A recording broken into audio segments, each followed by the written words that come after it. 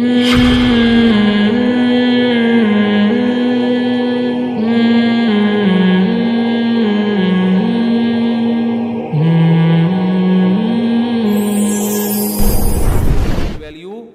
ختم ہو جاتی.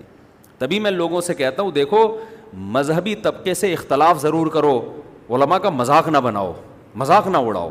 اس سے علماء کی قدر و منزلت لوگوں کے دلوں میں ختم ہوئی تو سمجھ لو اسلام کی قدر و منزلت لوگوں کے دلوں میں ختم ہوئی. ہم کیوں اتنا کہتے ہیں بھائی قرآن کا احترام کرو, حدیث کا احترام کرو, کیوں کہتے ہیں؟ اگر آپ کے دل سے قرآن کا احترام نہیں, ابھی تو بدعملی ہے لیکن اس بدعملی سے توبہ کی توفیق مل سکتی ہے. آپ نے قرآن کا احترام کرنا اگر چھوڑ دیا, اب پھر آپ کو کبھی بھی عمل کی توفیق نہیں ملے گی. آپ قرآن کی آیتوں کا خدا نخواستہ مذاق اڑانا شروع کر دیا, ابے یہ کیا لکھا ہوا ہے, ابے یہ کیا لکھا ہوا ہے, ابے یہ کیا ہے, ابے یہ کیا ہے, پھر قرآن آپ کے سامنے پڑھ کے سنایا جائے گا, آپ پہ ذرہ برابر بھی اثر نہیں ہوگا.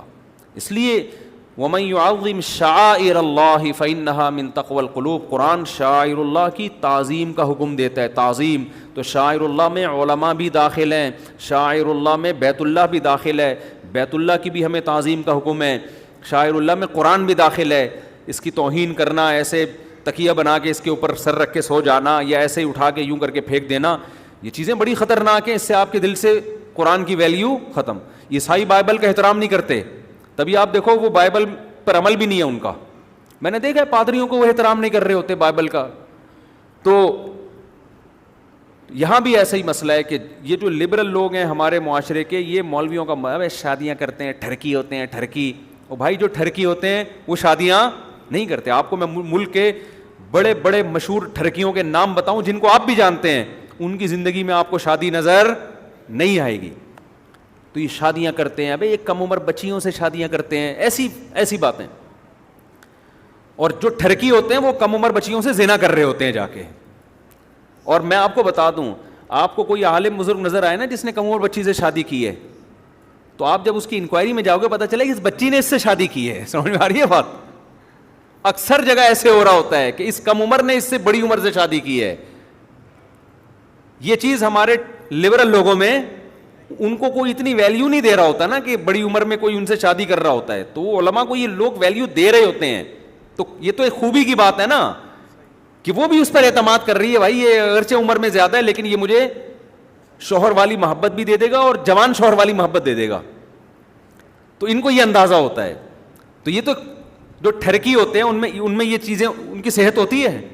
ٹھرکی تو تھوڑے دنوں میں ویسے ہی بیچارہ دواؤں پہ آ جاتا ہے تھوڑے دنوں میں. تو علماء کے خلاف آپ اگر اپنے باپ کے خلاف سننا شروع کر دو گے لوگوں سے, آپ کے دل میں اپنے باپ کی ویلیو ختم ہو جائے گی. آپ ماں کے خلاف سننا شروع کر دو گے, بے شک آپ دفاع کرو لیکن آہستہ آہستہ ویلیو ختم. ہمارے کلاس فیلو میں قادیانی تھا, تو لڑکے مرزا غلام احمد قادیانی کو اس کے سامنے اتنی گالیاں دیتے تھے. لڑکے تو آپ کو پتہ ہے پھر بہت ہی آگے نکل جاتے ہیں نا, تو اتنی گالیاں دیتے تھے, اتنی گالیاں, وہ سنتا رہتا تھا. میں نے اس سے کہا یار ہمارے نبی صلی اللہ علیہ وسلم کو کوئی ہمارے سامنے برا بلا بولے, ہم تو نیلے پیلے ہو جائیں 2 منٹ کے اندر, اور آپ سنے جا رہے ہو. آپ اس کو پیغمبر مانتے ہو, ہم تو نہیں مانتے, ہم تو جھوٹا نبی کہتے ہیں اس کو.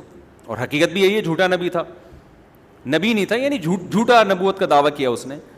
تو آپ بار بار میرے سامنے بڑے احترام سے نام بھی لیتے ہو اور اس کو نبی بھی مان رہے ہو, اور صبح و شام اسکول کے لڑکے کہتے ہیں وہ تو ایسا تھا, وہ تو کیا کیا تھا میں مسجد میں بتا بھی نہیں سکتا نا, ایسی باتیں کرتے.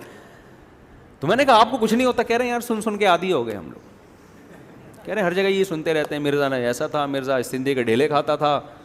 مرزا کے بارے میں ہے کہ وہ ایک دن گڑ تھا تو وہ استنجے کا ڈھیلا ادھر رکھا ہوا تھا, گڑ ادھر, تو وہ غلطی سے کیا کھا گیا, جب استنجا کرنے بیٹھا تو گڑ نکلا. پتہ نہیں سچا واقعہ جھوٹا واقعہ واللہ عالم, لیکن بہرحال یہ تو ختم نبوت والے بتائیں گے. لیکن یہ کہ اتنا دیکھو, چاہے کوئی جھوٹا نبی ہوتا ہے نا, اتنی توہین اللہ ہونے نہیں دیتا اس کی. اللہ آ جاتا ہے میدان میں دفاع کرنے کے لیے, سمجھ رہے؟ جیسے ہمارے نبی صلی اللہ علیہ وسلم کی جب توہین ہوتی ہے, احتجاج ہوتے ہیں, پھر بہت کچھ ہوتا ہے, اتنا آسان نہیں ہوتا. یہ خود مرزا کے جھوٹے ہونے کی علامت ہے, جو اٹھتا ہے گالیاں دینا شروع کر دیتا ہے, الزامات لگانا شروع, اور بہت سے الزامات تو کتابوں میں سے ثابت ہیں. وہ تو آپ ختم نبوت کے علماء کے پاس جائیں، وہ تو 2 اور 2 4 کی طرح بتا دیں گے، بالکل سچ لکھا ہوا ہے یہ، بالکل کہ اسی کی اپنی کتابوں سے ثابت ہیں. خیر، تو توہین نہیں ہونی چاہیے کبھی بھی. تو اللہ کی بھی توہین، نبی کی بھی توہین، اس کے لیے بڑے احتیاط سے الفاظ. علماء سے اختلاف کرنا بھی ادب کا دائرہ کبھی بھی ہاتھ سے جانے نہ دیں. خیر، بہت زیادہ دائیں بائیں بیان چلتا ہے یار آج کل. میں وہ ہڈی کی بات کر رہا تھا، تو اس نے بھی انسلٹ کی نیت سے، اس مشرک نے کیا کہا، وہ ویسے ہی کہہ سکتا تھا کہ بھائی پرانی ہڈی کو کون زندہ کرے گا. اس نے کہا ہڈی لے کر آؤ. پھر بوسیدہ ہڈی جو کھوکھلی ہو رہی ہو نا، بھربھری، تو پھر وہ لا کے جب سامنے رکھو گے، آپ کے ایمان لانے والے بھی بیٹھے ہوں گے، تو طبیعت سے مذاق بنے گا اس کا. سب لوگ ہنسیں گے، بولیں گے واہ بھائی واہ، اس میں جان پڑے گی، یہ دوبارہ سے انسان بن جائے گا. یہ پاسبل نہیں ہے. جیسے ہم جب کسی کو ویسے سمجھا رہے ہوتے ہیں نا، بات سمجھ میں نہ آئے تو بندہ سامنے لا کے کھڑا کر دیتے ہیں. ابے کیا یہ اس کو لڑوا رہا ہے تو بروس لی سے ہے بھائی؟ یہ اتنا باریک سا آدمی، اس کا مقابلہ تو بروس لی سے کروائے گا؟ یہ اتنا باریک سا آدمی، اس کا مقابلہ تو کسی بڑے باڈی بلڈر سے کروائے گا؟ تو بندہ سامنے لے آتے ہیں نا، پھر اگلا کہتے ہیں نہیں نہیں بھائی یہ نہیں ہو سکتا. تو اس نے بھی کیا کہا کہ محمد صلی اللہ علیہ وسلم بار بار یہ دعویٰ کرتے ہیں بوسیدہ ہڈیوں میں، مردوں میں اللہ جان ڈالے گا. بوسیدہ ہڈیوں میں نہیں، مردوں میں اللہ جان ڈالے گا. قبروں سے مردے قیامت کے دن کھڑے ہوں گے. بار بار کہتے ہیں.